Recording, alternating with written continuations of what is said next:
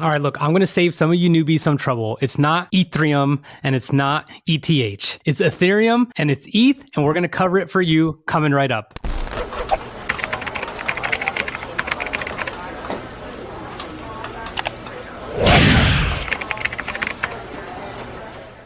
What's up, family? So I feel attacked. I feel completely attacked because Rich here knew my struggle when we first started in this NFT game. I could not even pronounce Ethereum. That's what a newbie I was. But today, not only are we going to pronounce the word correctly, we're going to tell you what it is. I mean, hold on. I thought, by the way, it was like ETH. I didn't know like you were supposed to say ETH as well. So like we've come a long way, so to speak, but it's in a good way so we can help you newbies understand a little bit more. And we're newbies and we're not financial advisors. So let's get that out of the way. We always have to sweat a little bit when we say that. We're not financial advisors, but Ethereum, this is the interesting thing about it. So we're only a few months into the game. Again, just like Rich said, we're learning ourselves. But when I very first started, I was under the assumption that Ethereum, which is a cryptocurrency, is the only way to buy NFTs. Is that correct, Rich? It's not correct, but it is the primary means which we usually buy NFTs for sure. And I will do the first quick difference. Ethereum itself is the blockchain, the ledger, so to speak. If you haven't watched our What the Blockchain Is, you could go to the episode right here. Ethereum itself is the blockchain. ETH is the actual cryptocurrency. And yeah, like, let me just say this, and I know you got plenty to say as well, but let me just say this. The market cap for ETH, when we recorded our episode back in August, okay, today is November, the end of November, essentially. The market cap back then was 357 billion. What do you think it is today? 500,000 million billion. 509 billion. Just think about it. You like stats. You are a stats I'm not, person. But it really puts things in perspective. He always be throwing stats up in here. A lot of the people. But we're for newbies. We are for newbies. So if you are at the very beginning of your journey, just know that Ethereum is a cryptocurrency, and it differs from some of the previous, more well-known cryptocurrencies like Bitcoin because it introduced these interesting little things called smart contracts. What in the world is a smart contract, Rich? It's kind of hard to explain, but what essentially it allows is unlike Bitcoin, it allows ETH to become programmable, which means you could use it in a lot of different ways. So it's an asset. You could use it to buy, you could use it to sell. It's really hard for me to even kind of fathom the extent of it. But the reason it's super important is because Bitcoin is kind of the way I understand it. And we've been doing a lot of research and we've been listening to our mentors, guys like Tom Billion, all those guys. Bitcoin is finite, right? It's kind of like you hold it. It's like a house, right? Like you invest in the house, you kind of let it appreciate. That's kind of how Bitcoin is because it's finite. Ethereum, the reason I mentioned the market cap is because it's just getting adopted more and more because it's everyday use. And that's huge. Yeah. So we have other episodes that explain how to actually convert your monies. Side note, little rabbit trail. Is it money or monies?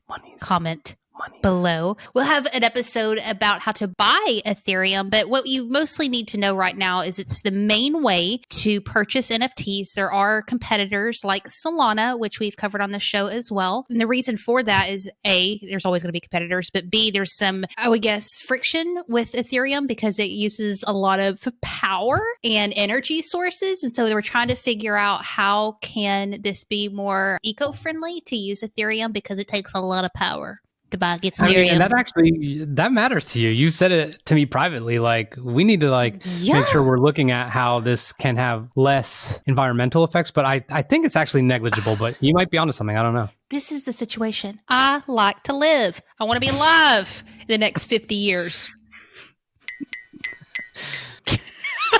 Where are we at? So what we talked about so far is Ethereum is simply, it's a cryptocurrency. That's all it is. It started off as its own blockchain because it wanted to explore this idea of smart contracts within the blockchain. And so then they made their own currency on this blockchain called Ethereum. So originally it was a blockchain exploring smart contracts. And now all you really need to know as a newbie is that it is one of the most popular ways to purchase an NFT. So you will need to take your actual money, buy Ethereum, Ethereum with it and then use that Ethereum to buy an NFT. Of course, there's a million different ways you can do it differently, but that is like mainstream Target Walmart way of doing it. Yep.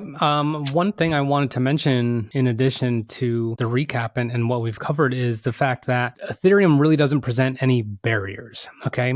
If Heather wants to buy the house across the street, that's a big purchase. Besides like the mortgage paperwork and all that, like the bank and the monies and all that, a lot of different people are involved. So kind of going along with the whole DeFi, like decentralized finance, essentially, if you have ETH and you want to make a $300,000 purchase for a Bored Ape or for a freaking metaverse yacht or some bullshit like that, which I shouldn't say is bullshit because you might want a yacht in the metaverse one day, but you don't have to do anything. If you have ETH, you have ETH. It's like, here you go. The transaction lives on the blockchain, on the ledger, period, point blank. And that's really important for a lot of people who may have bad credit or don't want to have to go through a bank. That's why I think the network is growing so fast. And that's why I believe it's getting adopted and the price continues to go up and up. I haven't presented otherwise from the very beginning of this show. I honestly did not understand the way money works and the banking system works until I started doing research on NFTs and learning about blockchain and understanding what decentralized banking system, currency, all these things are trying to solve for. It's fascinating when you think about. And one thing that we want to encourage you with this show is, even though this is a lot, and as you can tell, we're in over our heads too at times, taking just bite-sized pieces of this is so important, because this is what's interesting about this is you may say to yourself, buying an NFT is not for me right now. That's fine. Buying some Ethereum, that's fine. All that stuff.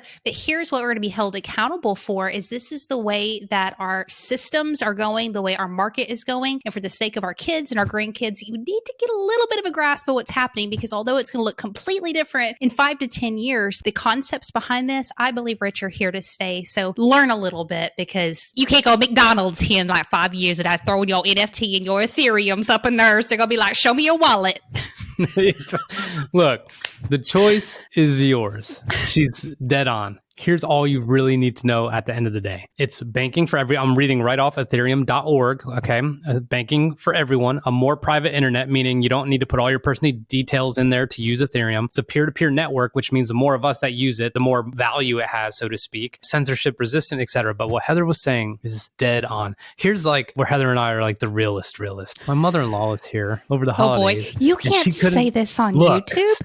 Stop. I'm just saying this is very common. My mother-in-law, my parents, whatever. Her Venmo, she couldn't really figure it out. Yeah. My parents don't know how to reset their email password. And I'm sure that they don't feel thrilled about that sometimes. And the IT professional, me, who has no idea barely how to use this microphone, had to go solve that problem. Well, when it comes to ETH, if you have a better understanding of it sooner than later, knowing that it's not infinite, that it grows because more people use it, that it's very predominant in purchasing NFTs, and that there's usually a fee involved for any transaction, then you're off to a good start. And if you can pronounce Ethereum out of the gate correctly, you're already killing the game in my book. Be blessed. And don't say ETH either, because that sounds like a drug. Peace.